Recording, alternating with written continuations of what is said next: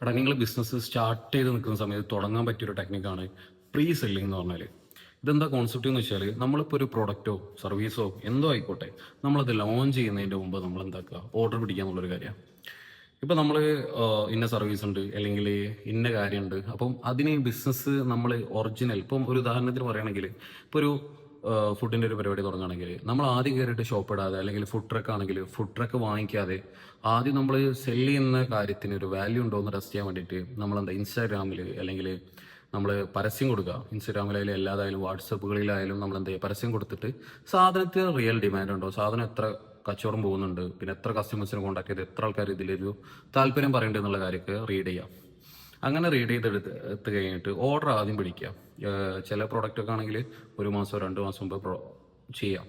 എന്നിട്ട് കസ്റ്റമേഴ്സ് വന്നിട്ട് മാത്രം എന്താക്കുക, അതായത് കസ്റ്റമേഴ്സ് വന്നിട്ട് മാത്രം നമ്മൾ എന്താ പ്രൊഡക്റ്റ് ബിൽഡ് ചെയ്യാൻ തുടങ്ങുക. അല്ലെങ്കിൽ നമ്മൾ ചിലപ്പോൾ ഉണ്ടാക്കി വെച്ച് കഴിഞ്ഞാൽ ചിലപ്പോൾ വിറ്റ് പോയിട്ടില്ലെങ്കിൽ ആകെ പ്രശ്നം. അപ്പോൾ ചില കാര്യങ്ങൾ നിങ്ങൾ പുതിയതായിട്ട് ട്രൈ ചെയ്യുമ്പോൾ, ഇപ്പോൾ നിങ്ങൾ ഒരു ബിസിനസ് റൺ ചെയ്യുന്ന ആളാണെങ്കിൽ പുതിയ കോൺസെപ്റ്റ് ട്രൈ ചെയ്യാനാണെങ്കിലും, അല്ലെങ്കിൽ ബിസിനസ് വരികയാണെങ്കിലും നിങ്ങൾ എന്ത് ചെയ്യണം, ഈ ഒരു കോൺസെപ്റ്റ് ട്രൈ ചെയ്ത് നോക്കുക. ആദ്യമേ കയറി ഫുള്ള് ബിൽഡ് ചെയ്ത് വെക്കരുത്. ഒരു കോൺസെപ്റ്റ് കിട്ടിയെന്ന് വിചാരിച്ച്, ഒരു സ്പെഷ്യൽ ഫുഡ് കിട്ടിയെന്ന് വിചാരിച്ച് നമ്മൾ ആദ്യം കയറിയിട്ട് അതിൻ്റെ ഷോപ്പാണ് തുടങ്ങി കളയത്. ആദ്യം ഫുഡിന് ഡിമാൻഡ് ഉണ്ടോ എന്ന് കുറച്ച് ആൾക്കാരുടെ ചെക്ക് ചെയ്തിട്ട്, അല്ലെങ്കിൽ വാട്സപ്പ് ഗ്രൂപ്പിലൊക്കെ ചെയ്തിട്ട് നമ്മൾ ചെക്ക് ചെയ്യണം. എന്നിട്ട് മാത്രം എന്താക്കുക, ബിൽഡ് ചെയ്യാം. Okay, the time is pre selling.